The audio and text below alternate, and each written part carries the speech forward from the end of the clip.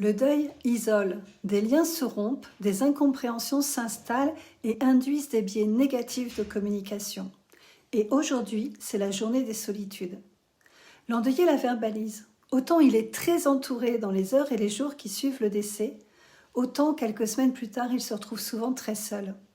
Là, mes compétences d'assistante sociale étaient bien utiles. Grâce à une étude de milieu que j'avais faite auparavant, j'avais repéré les offres d'activités sportives, ludiques, récréatives, tout ce qui existait sur le territoire pour indiquer aux personnes où aller pour créer de nouveaux liens.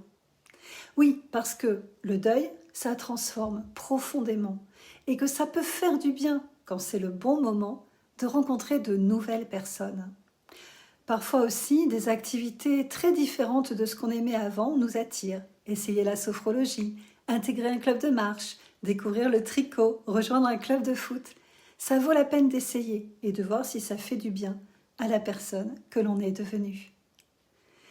J'informais les personnes sur ces lieux ressources et puis ensuite, elles s'y rendaient. Demandaient des informations, de la documentation, faisaient des séances d'essai à leur rythme. Une grande étape. Il y a aussi des associations qui proposent des rencontres en groupe pour les endeuillés. Et ça, c'est carrément génial. Tu peux le faire aussi. Ça permet des rencontres dans un cadre contenant et rassurant.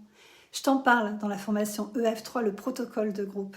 Je te présente les types de groupes que j'ai animés et je t'explique comment et surtout pourquoi en organiser. Tu peux en discuter aussi avec moi si tu veux lors d'un entretien découverte gratuit. À bientôt.